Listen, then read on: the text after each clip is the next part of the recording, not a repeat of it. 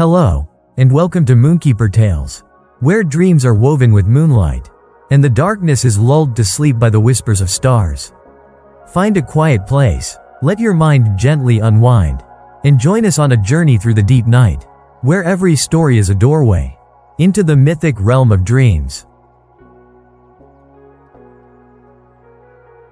Not all stars are born to be eternal. Some do not wish to remain in the sky. They wish to run, to fall, to love someone, and to forget how to burn. And there are those like Noctis. Who finds them? He does not weave dreams. He steals them, especially the final dreams. The ones whispered when a soul no longer wants to remember. No one knows how he survives at the edge of the hollow belt, where starlight was once torn apart by the hollow one's breath. No one recalls that he once trained among the dreamweavers. No one dares ask why he no longer dreams, until a light that refuses to die falls into his hands. A fragment of a dream still glowing, belonging to no one, yet unwilling to be forgotten. Her name is Leora, a bride of starlight, chosen to ascend and merge with an ancient constellation to become eternal, but nameless. Yet before the rite, she dreamt one final dream. A dream not tied to the heavens, nor bound to fate. And Noctis, a thief who believes in nothing, kept it. He did not sell it. He did not burn it.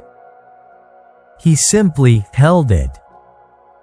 Because, in the dark, where no dreams remain, he heard his name again, spoken for the first time in ages, by a light that should not have remembered.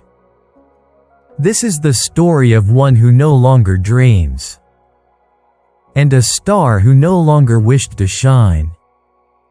A love that should not have existed, yet glows, not because it is allowed, but because it cannot be buried.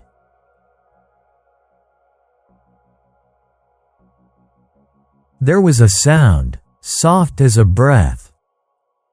Then stillness. Then light. Not the blinding blaze of a newborn star, nor the fading flicker of one that has died. This light trembled, like memory. It pulsed, uncertain, alive, but unsure if it should be. She opened her eyes, though she did not know what they were. Shapes swam around her, shadows curled at the edge of her sight. And at the center of it all, watching her like someone who forgot how to hope, stood him. He did not speak. Noctis had stolen many dreams. He had unraveled wishes, bottled starlight, and sold longing by the ounce. But he had never seen a dream do this, open its eyes, and look back. She sat up, pale as moonlight spilled across glass. Her hair shimmered like the afterglow of a promise. And her voice, when it came, was not a question, but a truth whispered like a secret. I'm not supposed to be here. Noctis said nothing. She looked at him. Am I dead? He almost answered yes.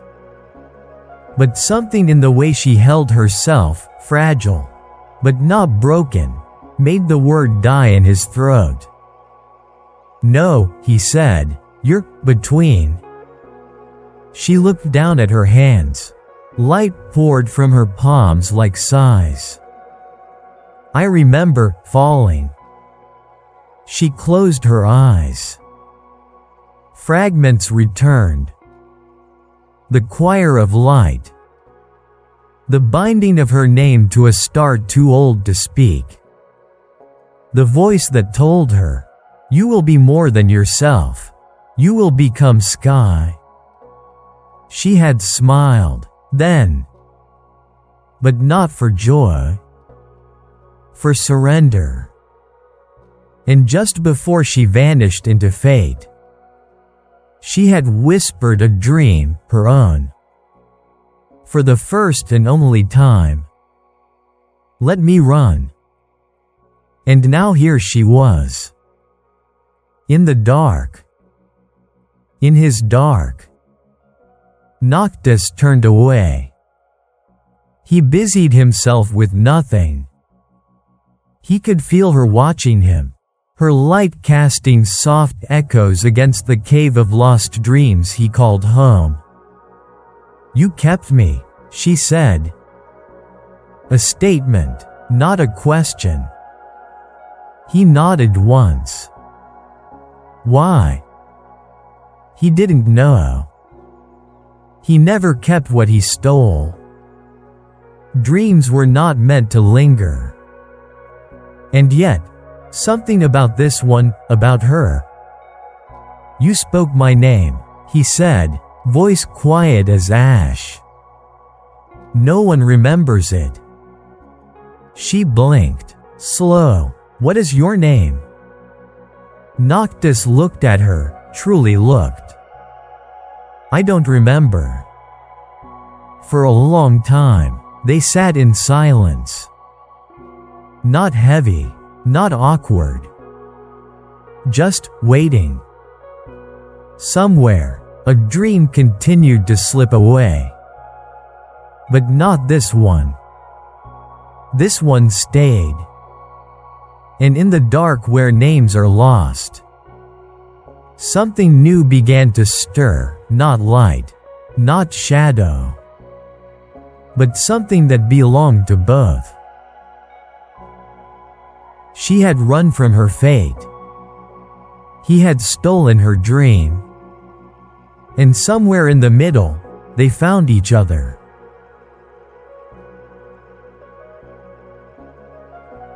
Leora wandered the dream chamber like one tracing the shape of an old lullaby. Walls did not exist here, not truly. Only half-formed memories suspended in a hush of starlight and ash. There were shelves of bottled wishes, cracked open. There were threads of dream maps, tangled and forgotten. And beneath it all, pulsing like the slow breath of a sleeping world, was the sound of someone trying not to remember. She touched the edge of a dream once, a ribbon of laughter tied to the footsteps of a child who once believed in magic. It dissolved beneath her fingers. "Do you always live in others' dreams?" she asked, without turning. Noctis sat in the shadows, tuning a flute made of glass too broken to play. "I don't live," he said. "I wait." Leora turned. "For what?" Noctis didn't answer. His hands paused on the flute. She walked toward him, each step soft as candlelight, until she stood before him and asked, "Did you have a name once?" He looked up. There was a flicker in his eyes, like a mirror caught between stars. "Once." "And mine?" Leora's voice barely trembled. "Was I always Leora?" Noctis tilted his head. "That's the name your dream whispered." "Then it isn't mine." He didn't ask how she knew. Some truths are felt the way light is, before you even see it. She sat beside him, close enough that their shadows mingled, but not their hands. "There's something beneath," she said, "beneath the name they gave me. A melody, a longing. Like I once belonged to the sky, but not in the way they wanted." Noctis's fingers twitched around the flute. "The ones who forged you, those who called you a bride of light. They took your name, not gave it. Why? Because names are threads. They bind you to meaning. And those who want to own you, they must unmake who you were." She went silent. But silence, here, was not empty. It was a language made of all the things not said. Later, she wandered alone. She followed the curve of the dream chamber outward, until the broken world of Noctis gave way to a sky that did not belong to any dream. It was jagged and vast, like someone had tried to redraw the constellations but forgot how stars worked. There, at the edge of the hollow belt, a single shard of light hovered, faint, flickering, but not fading. Leora reached toward it, and the shard pulsed. For a moment, she felt it. Her true name, buried under layers of forgetting. A note she used to hum. A warmth that made her want to stay human just a little longer. "You remember me," she whispered. Behind her, Noctis watched. He hadn't followed, but somehow he had arrived. "That fragment," he said. "It was in you when I found your dream." "What is it?" "A seed, of something you chose, long before anyone chose for you." She turned to him, voice quiet. "Can you help me remember?" Noctis hesitated. "I'm not a weaver anymore. I don't know how to bind light." "Then don't bind it," she said. "Just hold it, with me." And so he did. For the first time in countless lifetimes. He held something not to steal it, but to keep it from being lost. Together, they listened. Not to music, but to the soft, unfinished lullaby of a star trying to remember the name she gave herself, before anyone told her who to be. And in the silence between notes, something stirred. Not memory, not fate, but a choice yet to be made, together.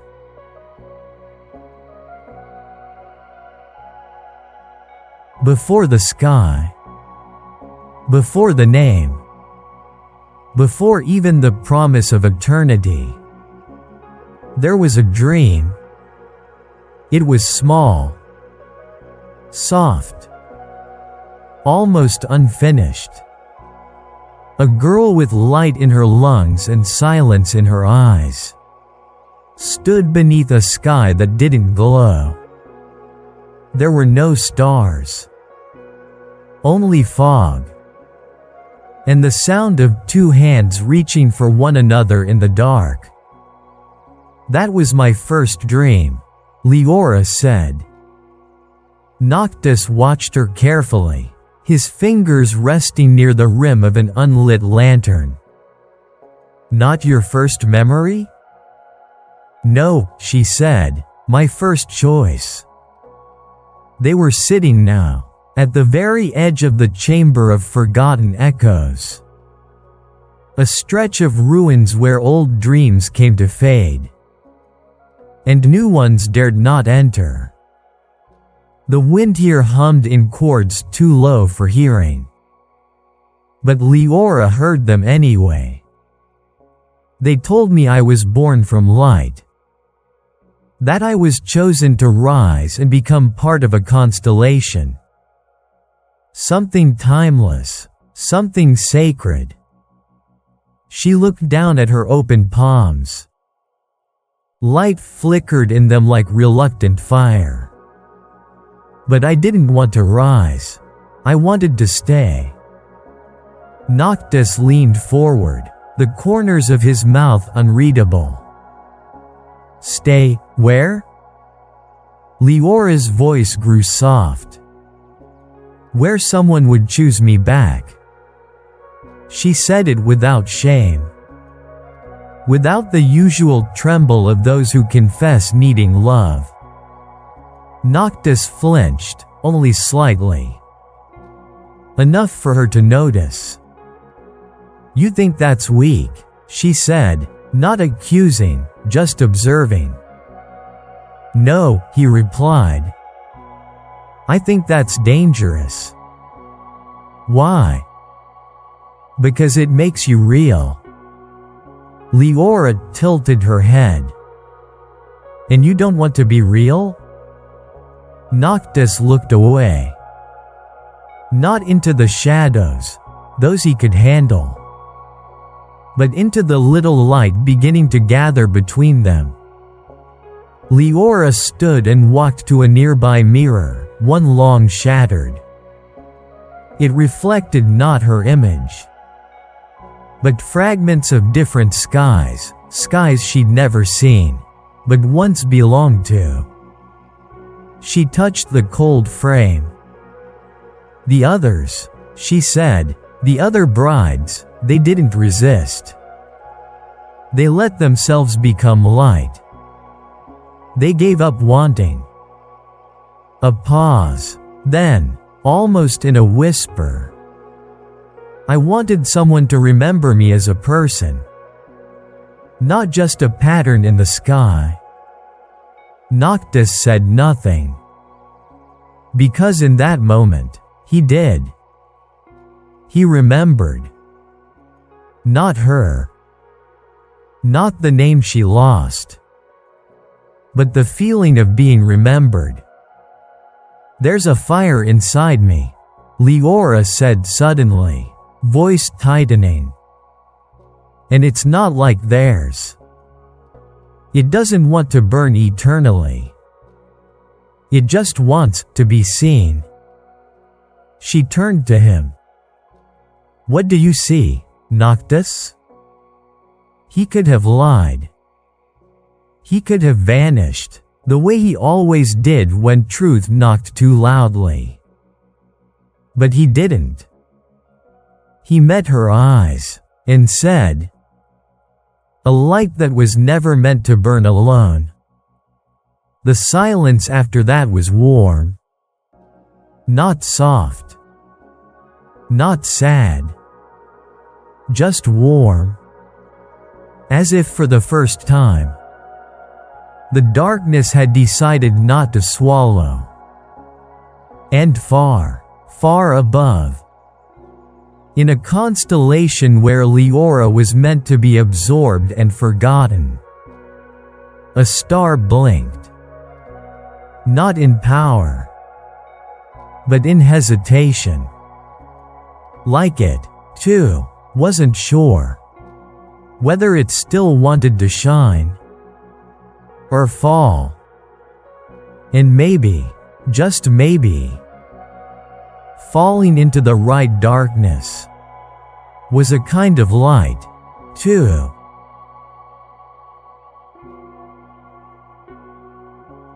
There is an old belief among dreamweavers. Two lights born far apart may still share one thread, if both once longed for the same sky. But most forget this. Even the sky forgets. And yet, somewhere in the folds of twilight, Noctis found it. A thread. So faint it could have been mistaken for dust. So fragile it should have snapped beneath thought. But it didn't. It pulsed. Like a heartbeat waiting to be noticed. "What is it?" Leora asked, crouched beside him. Noctis didn't answer at first. He held the thread gently between two fingers. As if pulling too hard would unravel something neither of them could fix. "It's yours," he said at last. "No," she whispered, "it's ours." It began to hum. Not music. Not memory. Something older. Older than stars. Older than names. Emotion made manifest. Hope, grief, belonging, all tangled into a single shimmer. "Where does it lead?" she asked.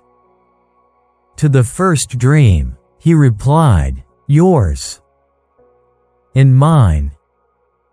Leora blinked. "We dreamed together?" "Maybe not with each other," he said. "But toward the same place." They followed it. Past the edges of the dream chamber.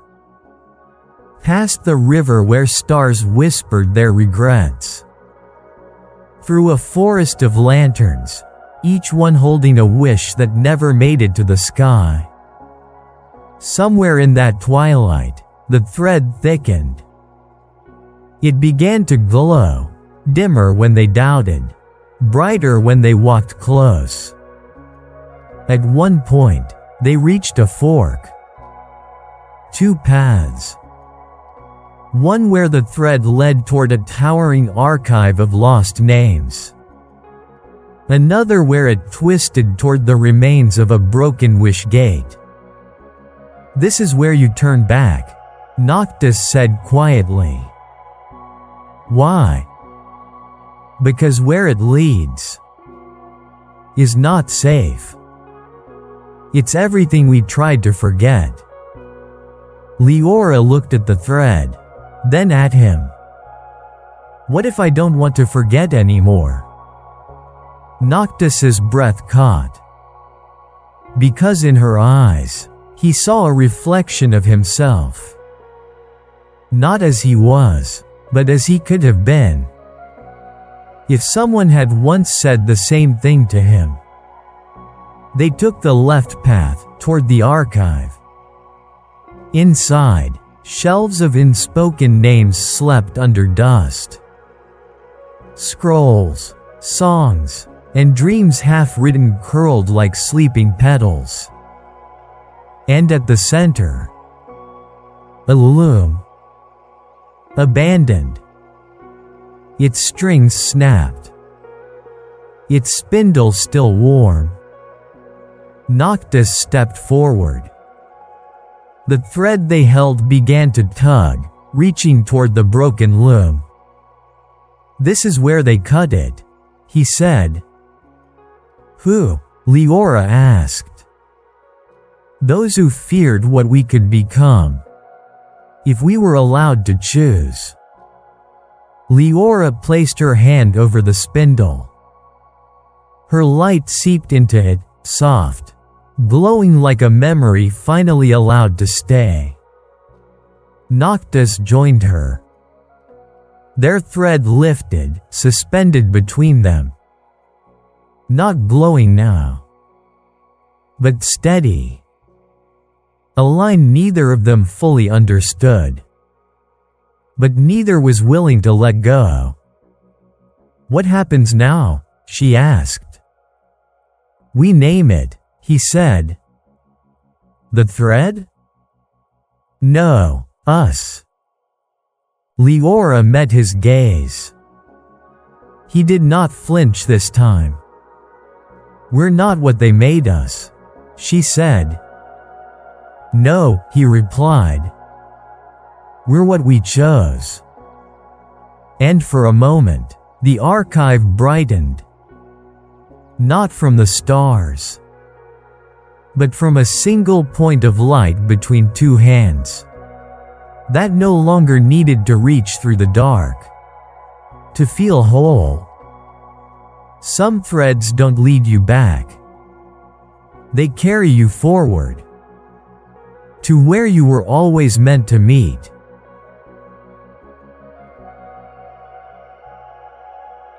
They came without sound. The ones who once named her. The ones who watched from afar as Leora burned too bright, too long, and not in the direction they planned. They wore robes of comet light and eyes like mirrors. Beautiful, empty, exact. Dream rites. Sworn to the celestial right. Guardians of the old constellations. The keepers of form, of place, of obedience.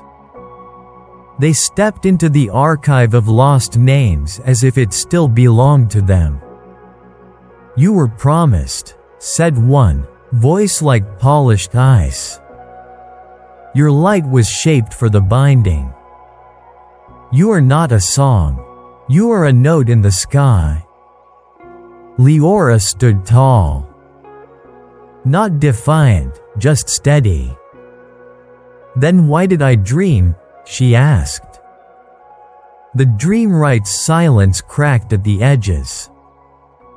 A star must flicker before it sets. But Noctis stepped between them. "She is not setting, she is choosing." They turned to him now. "The thief," one muttered. "Breaker of threads. Exile from the loom." Noctis didn't bow, didn't run. He simply reached behind and held Leora's hand. And the thread between them pulsed. Once, then again. "You stole her," one accused. "No," he said. "She ran. And you caught her." He looked at Leora. "No," he said again. "I stayed." The dream rights extended their hands. From their sleeves spilled radiant silk, light spun into law.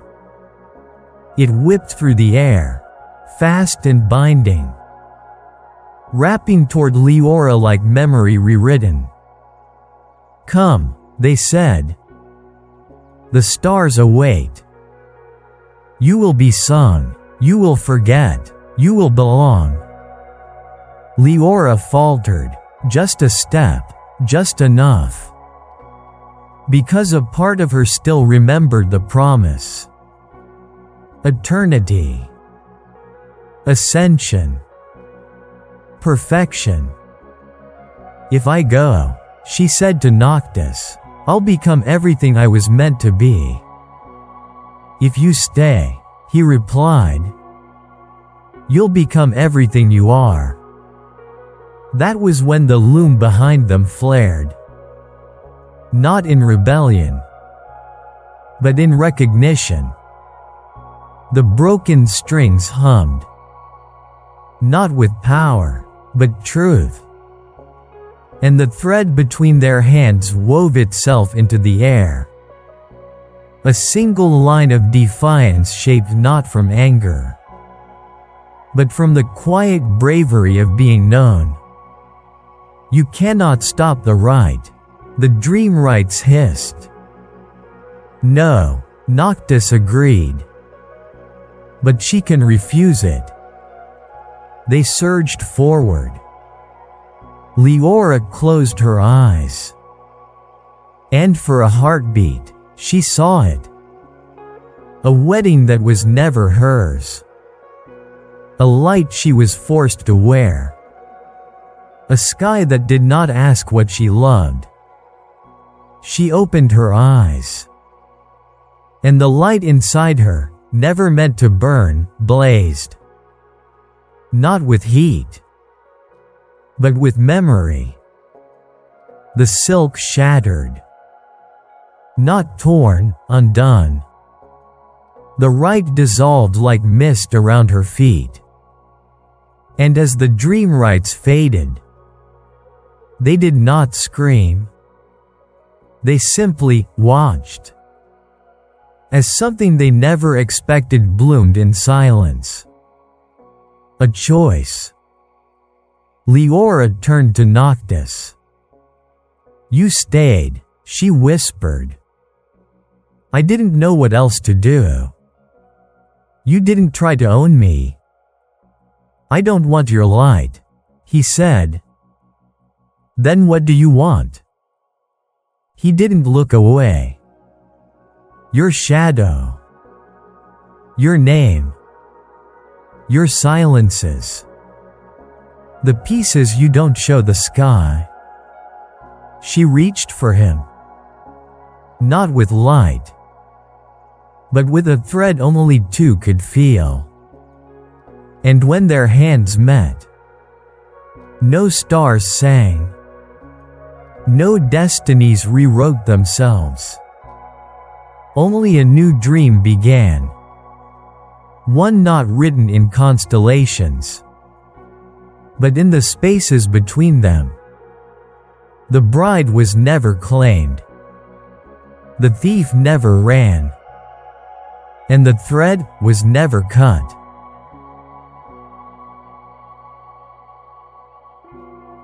There is a kind of silence that does not come from absence. It is not the quiet of emptiness, but the hush of two lights choosing not to shine too brightly, lest they blind each other. This is the night they chose not to speak. They sat at the edge of the dream rift, a fold in the sky where stars once gathered to whisper their endings. Not quite a graveyard. Not quite a cradle. Just a place between.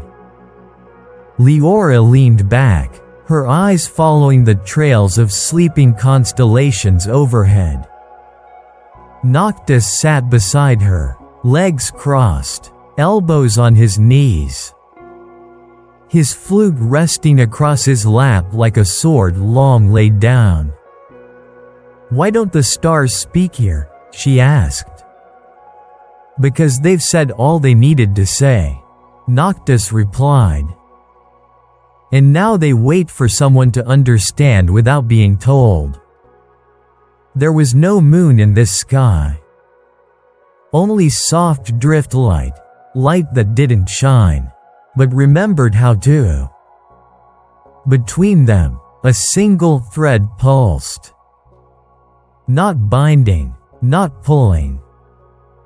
Just being. Leora traced its shimmer with one finger. "I used to believe that stars guided us." "And now?" he asked. "Now I wonder if we're the ones guiding them.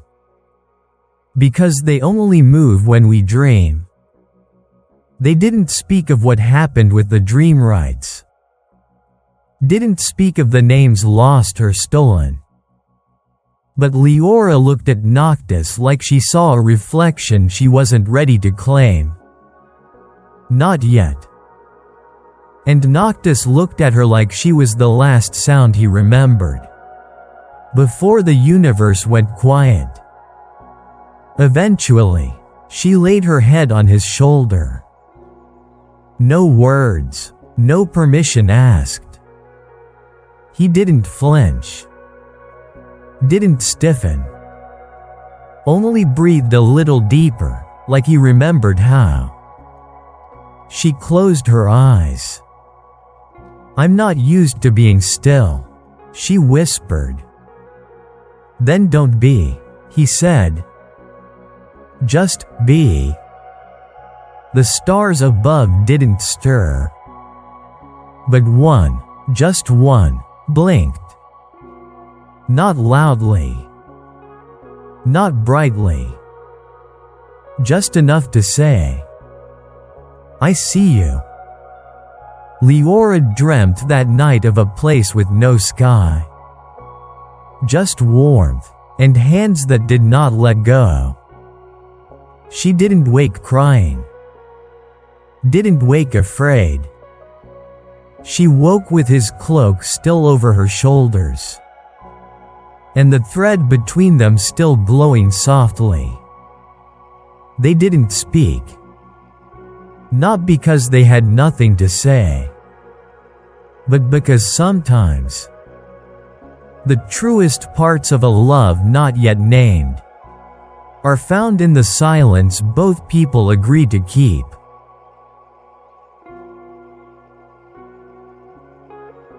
There are rooms not built, but remembered. Rooms that exist only in the moment you need them, and vanish the moment you look too closely. The room with no reflections was not empty. It simply refused to echo anything you weren't ready to face. They arrived by accident, or so they thought. The dream rift had unraveled under their steps, and a door appeared in the shape of a hesitation. "Where does it lead?" Leora asked. Noctis answered without meaning to. "To all the selves we could have been." Inside, there were mirrors. Dozens. Hundreds. But none of them showed the present. One mirror showed Leora in her bridal garb of light, perfect, smiling, radiant, and hollow. Another showed her as a child, climbing a tower of stars, laughing with someone whose face was already fading from memory. In yet another, she stood alone, older, wiser, unchosen. She turned. Noctis was gone. He stood elsewhere in the chamber, in front of a single black mirror, one that did not reflect light, only weight. In it, he saw a version of himself that never stopped stealing. A dream thief who no longer felt anything he took. Eyes cold, mouth still curved in mockery of desire. And beside that version, a life. Empty. Vast. Eternal. He looked down at his hands. Still his own. But for the first time, he wasn't sure if he had earned them. Leora found him there. "You left," she said softly. "I didn't want you to see," he replied. "See what?" "Who I was." She took his hand anyway. It trembled like a star about to go out. They turned to face a final mirror. One they hadn't noticed before. In it, they stood side by side. Not perfect, not whole, but real. Not chosen by fate. Not bound by destiny. But still there. Together. "Do you think that's us?" Leora asked. "I think that's who we're becoming," Noctis said. The mirror shimmered, just once. Then turned dark. Behind them, the other mirrors faded too. Not because the possibilities were gone, but because they'd made a choice. Worth more than any version they could have been. They left the room in silence. But this silence was different. Not uncertain. Not broken. It was the sound of becoming someone.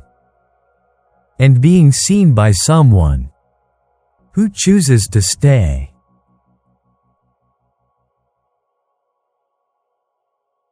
There is a place in the veil between dreams where memories bloom. Not like thoughts, sharp and fixed, but like fruit, ripening quietly beneath the leaves of forgetfulness. They call it the memory orchard.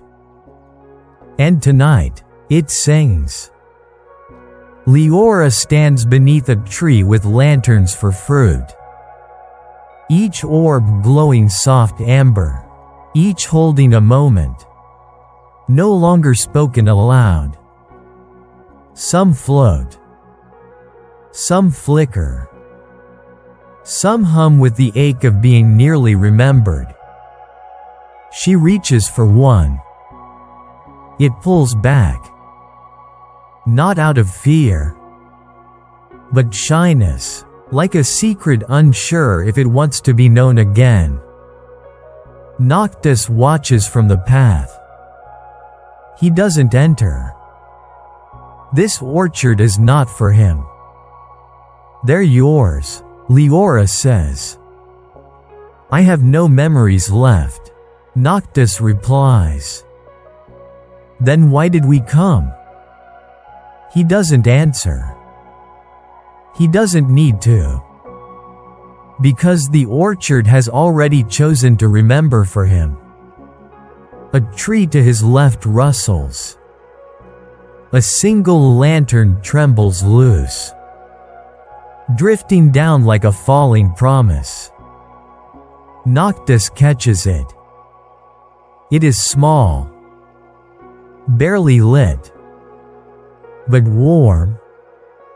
Inside, a fragment, a hand, a laugh not his own, the soft syllable of a name never finished. That's not mine, he says quietly. But it remembers you, Leora replies. She steps deeper into the orchard. With each step, lanterns begin to glow brighter.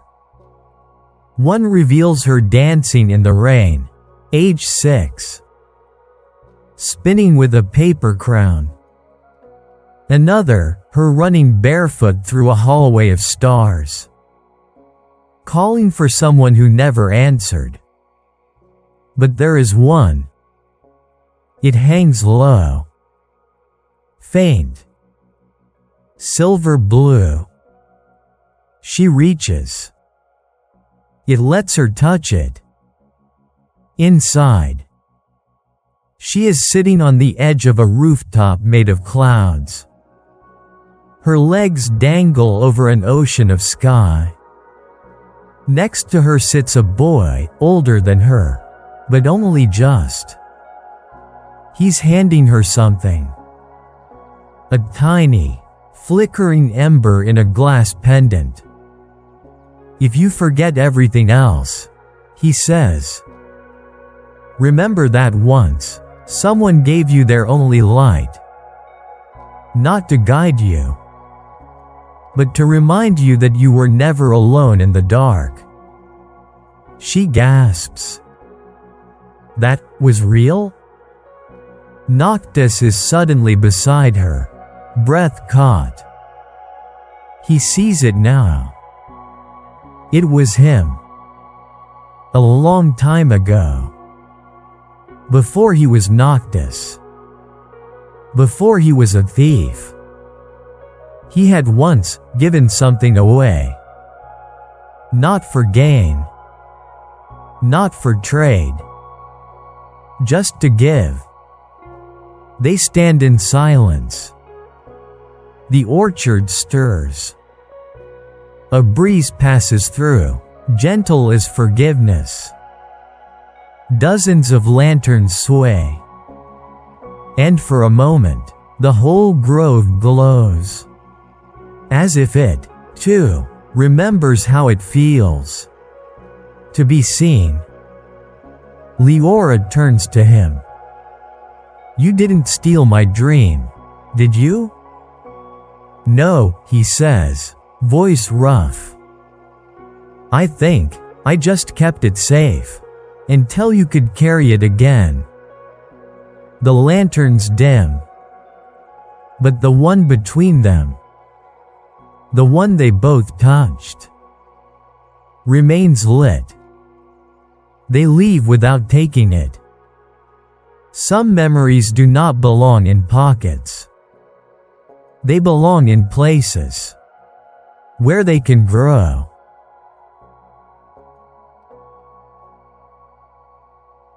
The sky before parting is always the softest shade of dusk, as if even the heavens are reluctant to let go.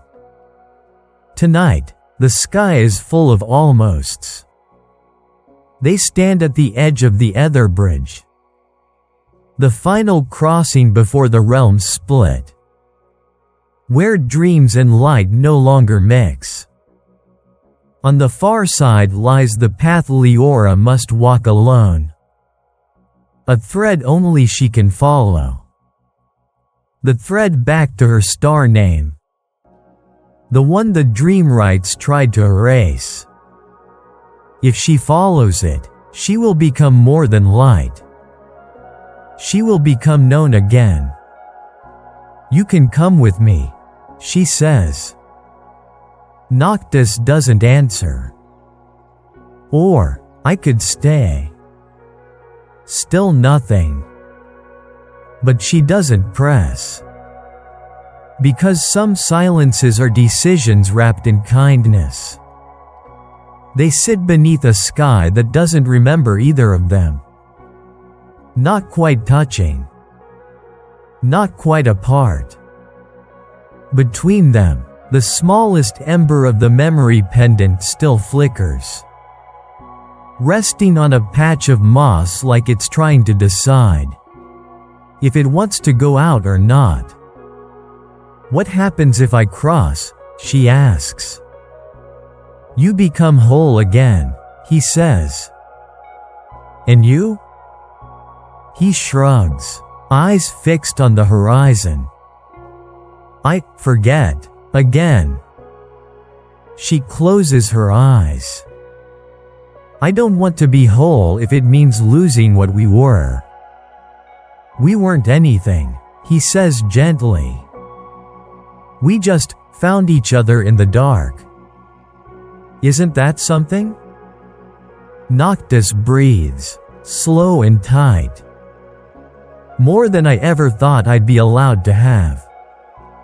She reaches into her pocket, pulls out a seed from the memory orchard. Then I'll leave this. She plants it in the soil beside them. One small seed, pulsing faintly with the sound of laughter and starlight. A dream, unfinished. If I find you again, she says. Tell me this is where we planted a promise.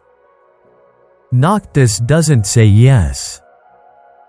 He doesn't say I'll wait.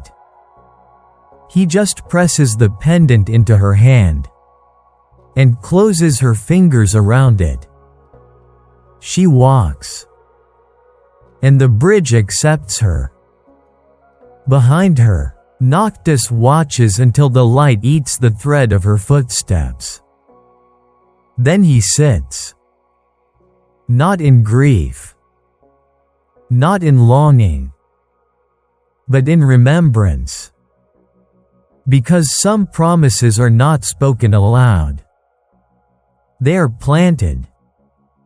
And grown quietly. In places where light once touched the dark. And stayed.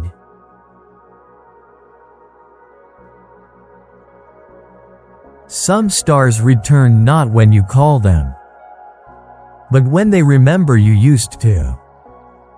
And sometimes, the name they whisper into the dark is yours. Noctis dreams.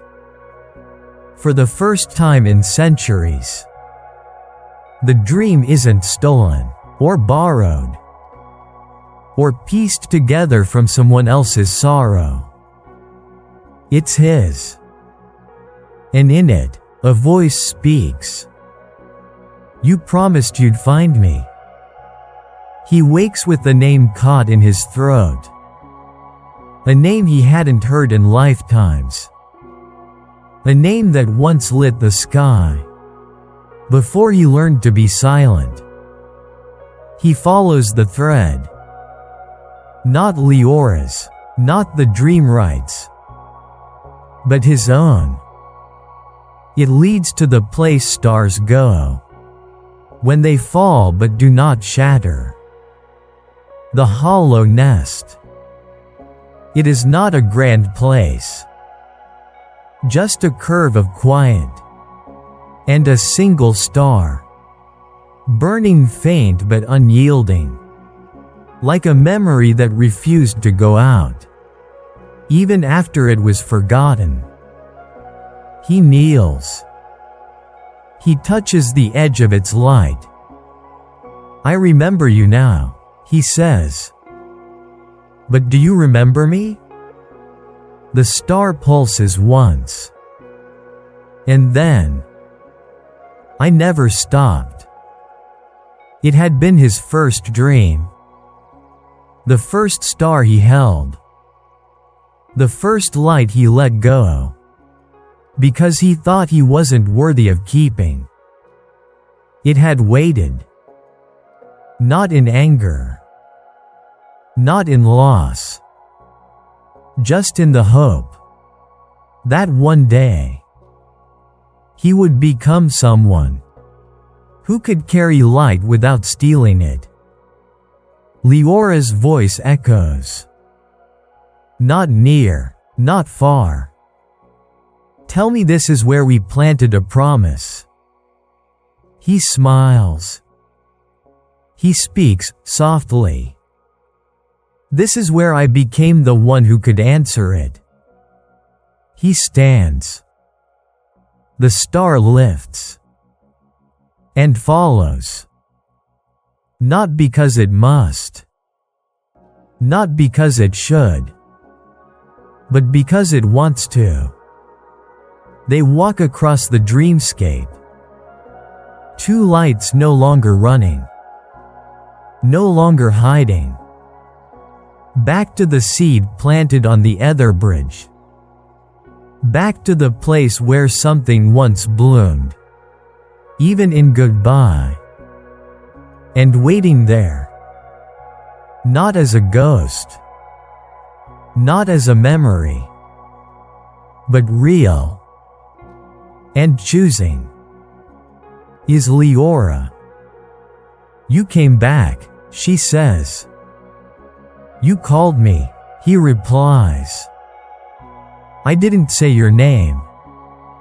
But you never stopped dreaming it. She smiles.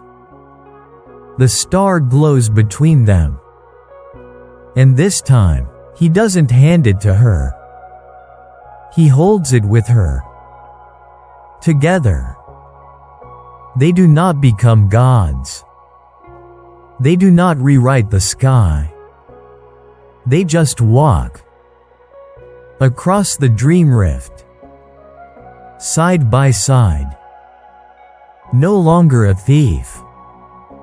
No longer a bride. Just two names.